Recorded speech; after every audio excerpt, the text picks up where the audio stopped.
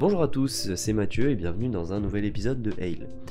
Avant toute chose, j'aimerais m'excuser par avance pour la qualité de ce que je vais raconter, en tout cas de ma voix, parce que j'ai le nez extrêmement bouché, tout simplement parce que je suis positif au Covid. Je m'estime très heureux parce que j'ai presque pas de symptômes, juste un petit nez bouché, je me mouche toute la journée, mais c'est vraiment, asymptomatique pour un sou, quoi.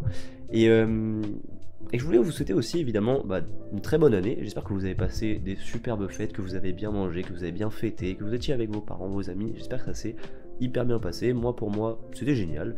Je crois que ça s'est vu puisque aucune vidéo n'est sortie.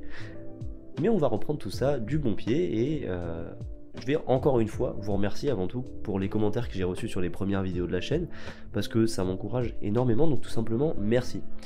Encore une fois, je suis extrêmement novice sur YouTube, donc si vous avez des retours à me faire sur ce format audio, ça m'aiderait énormément que vous me les laissiez en commentaire tout simplement.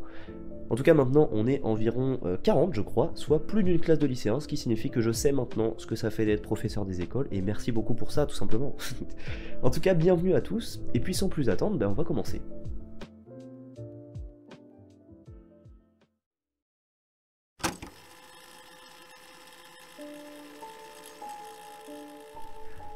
L'histoire que je vais vous raconter aujourd'hui nous vient de Lana.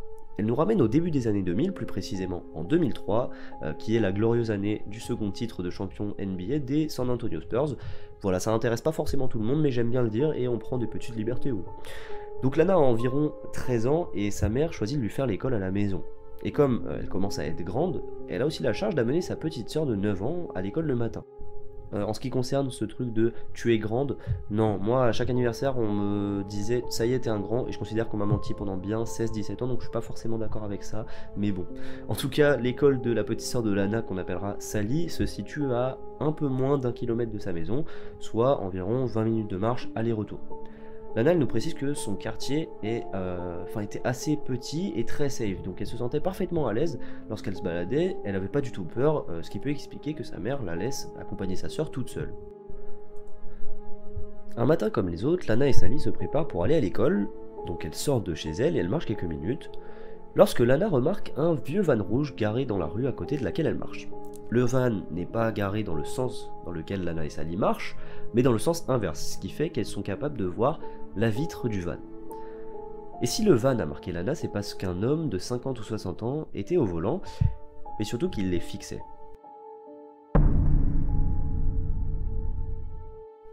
Physiquement, elle décrit l'homme comme monsieur propre, mais en creepy, donc en gros une personne chauve, et directement après l'avoir vu, Lana ressent un mauvais feeling. Un mauvais feeling, vous savez, lorsque l'instinct prévient qu'il y a peut-être une menace. Et effectivement, un homme qui te lâche pas des yeux, ça a de quoi te mettre mal à l'aise, mais étant donné qu'il est garé, Lana et Sally continuent leur route sans trop se préoccuper du van rouge et de son conducteur. Petite remise en contexte, vous savez que les quartiers aux États-Unis, c'est souvent des quartiers résidentiels organisés en blocs. C'est pour ça que les villes sont souvent très quadrillées.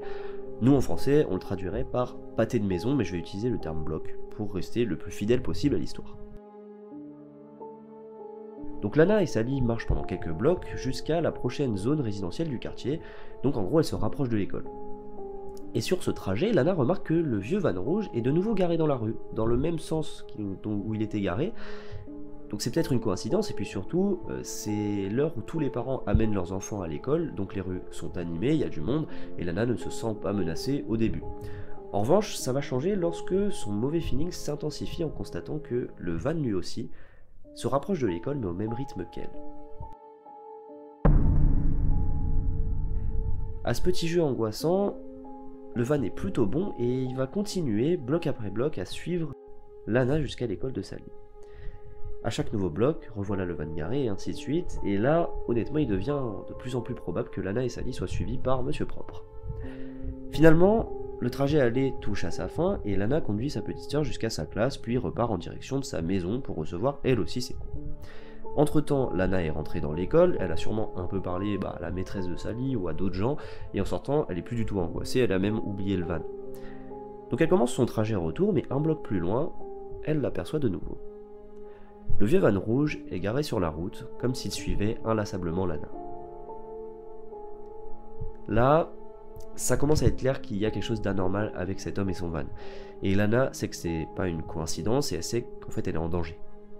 Le problème, c'est qu'à l'époque, les téléphones sont bien moins courants. Par exemple, moi je me souviens que j'ai eu mon premier téléphone à 13 ans. C'était un magnifique Samsung à clapet qui ferait rougir n'importe quel iPhone.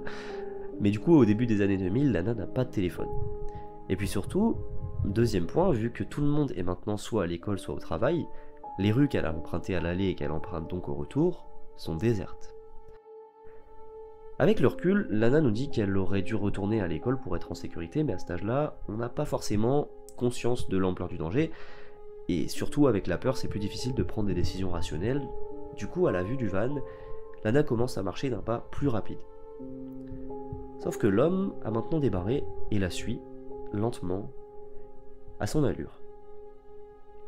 Lana comprend qu'elle doit réagir vite et elle commence à changer sa route. Et au dernier moment, par exemple, elle va tourner à un endroit où elle n'a pas besoin de tourner, dans l'espoir de semer le van, pour constater avec effroi qu'il est maintenant en train de faire demi-tour pour lui couper la route au bout de la rue.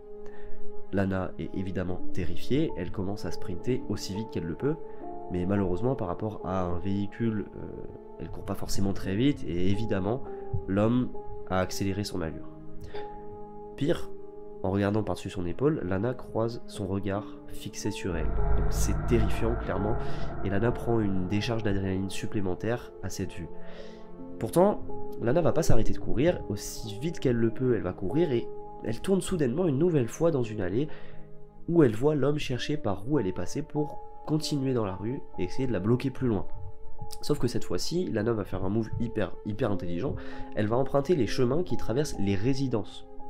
En gros, ça va lui permettre de continuer sans passer par la route, parce qu'en fait, elle sait que si l'homme l'attrape, elle est foutue. Et c'est horrible à dire, mais elle a totalement raison, parce que malheureusement, un enfant seul dans la rue est totalement à la merci de n'importe quel adulte mal intentionné, c'est la réalité. Finalement, elle parvient à rejoindre sa rue en utilisant les résidences, et elle peut voir le vieux van à l'intersection au bout de sa rue. Il n'a pas encore tourné, et donc il est encore une énorme menace pour Lana, et elle fait un dernier effort pour sprinter dans la rue aussi vite qu'elle le peut et rentrer à l'intérieur de son garage qui était ouvert, et elle le ferme immédiatement. Ça y est, Lana est enfin en sécurité et elle fond en larmes.